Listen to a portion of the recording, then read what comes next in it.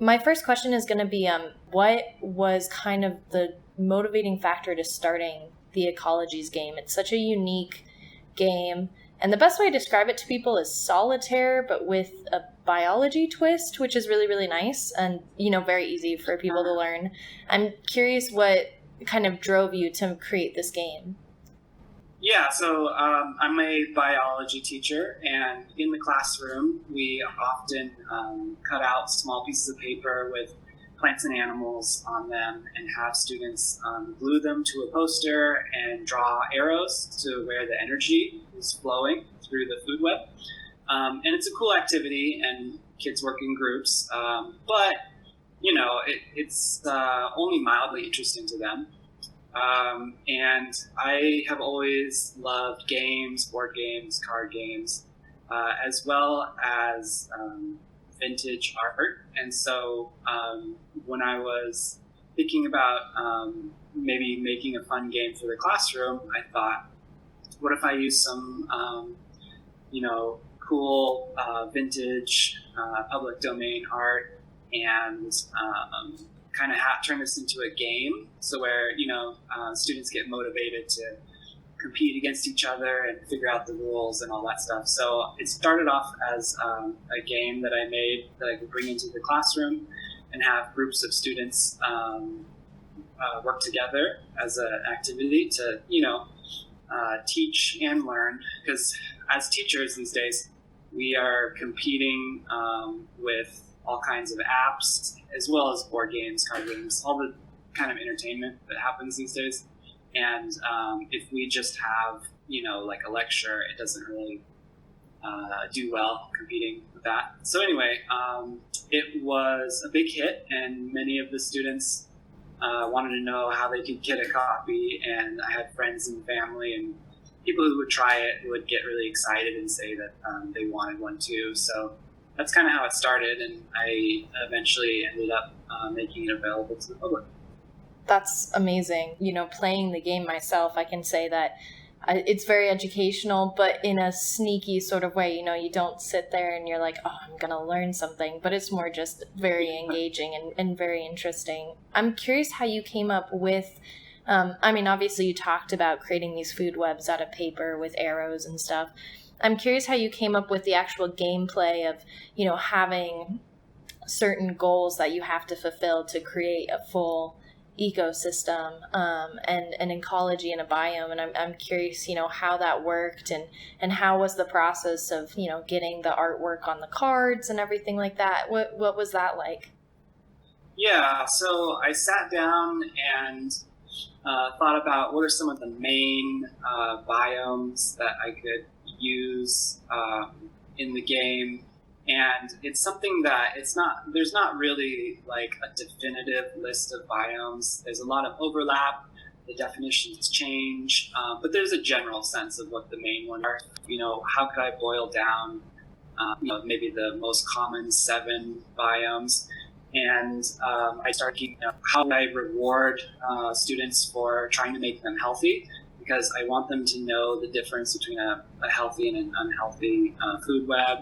So once it becomes healthy, meaning it has kind of some biodiversity, some diversity of different trophic levels and roles, then they could unlock some kind of special power in the game.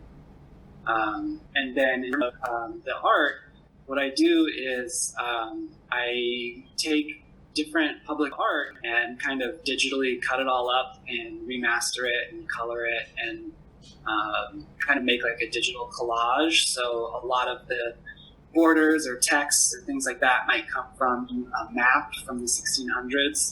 And then the animals come from like zoological or botany textbooks from the 1800s.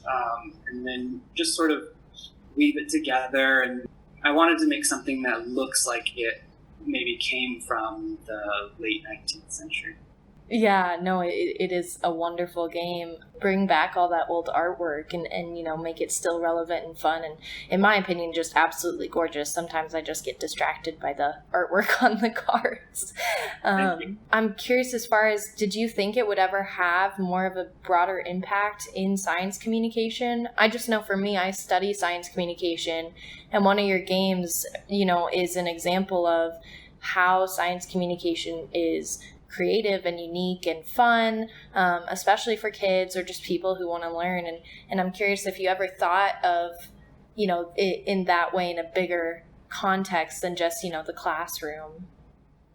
In a way I did, but not quite the way it turned out, because originally my goal was to really be able to communicate these concepts to students in the classroom. And my hope is, with all the work that I do as a science teacher, is I hope that if I can communicate science to students, that they are going to go out and be better citizens, affect other people, And so my idea was, by giving them, fun and engaging activities in a science classroom, that they could then, go on to kind of have a domino effect in their life. I didn't expect to be creating a lot of copies and selling it myself. That side of it has been really new to me. It's been exciting as well. But like I said in the beginning, it was just something that I made at home in my spare time and brought into the classroom to share with students. And, when I got a lot of positive feedback, I decided, well, maybe other students or other people who like board games or people who just like nature art, maybe I can spread this further. That's awesome. That's a really good goal to have. And obviously it's done really well for itself. I'm curious because you have, you did mention you have an expansion pack now, Bizarre Biomes, which looks absolutely fabulous. So many new, biomes and animals. The decision for those specific biomes in that expansion pack. Yeah, I think one of the things is, whenever you do something creatively, every time you stop, it's sort of an artificial boundary, because you naturally always want to keep going and adding and doing more. And at the end of the day, you just have to kind of make a decision like, okay, it's finished. This has to get printed. But it's really taking all the things I wish I could have, packed into the first one, and then taking those threads and expanding out. So different biomes that I didn't get a chance to go into, a lot of animals I didn't get a chance to go into. So I have kind of skeletons worked out for a number of expansions and sequels. And they're not just expansions, they're also standalone sequels, because we don't really want someone to have to, buy the base game in order to play one of the new ones. So each one can be played all by itself or mixed with it. And that kind of segues into my next and kind of final question for you, which is, what are you currently working on, and what are you hoping to kind of develop in the future? So I'm currently working on what would be the third ecologies game. It's very heavy on different marine environments, because in the first game there's just one biome that we call marine biome, but obviously there's a lot of different things going on in the ocean. So it kind of gets more detailed into that, as well as other terrestrial biomes, but there is a focus on marine environments. Well, I also teach a fisheries class, and so I'd like to develop a game that kind of helps students understand sustainable fishing. So there's just a number of, they all kind of revolve around things I want to be able to teach better, and kind of making those into games. That's amazing. And what a creative way to teach your students and take school to the next level. I think that's awesome. So, well, Matt, thank you so much for letting me interview you. This has just been so nice. And one last question, I guess, for you is, where can people find out more about the game? Website, social media? Yeah, so we have a website, montrosebiology.com. Which will have updates and sneak peeks and things like that. I'm also probably most active on Instagram. Again, Montrose Biology. It's at Montrose Biology on Instagram. Those two places are where we do the most updates on what's going on. Great. Perfect. Well, thank you so much, Matt, again, for just taking the time to let me interview you. Oh, of course. Yeah, no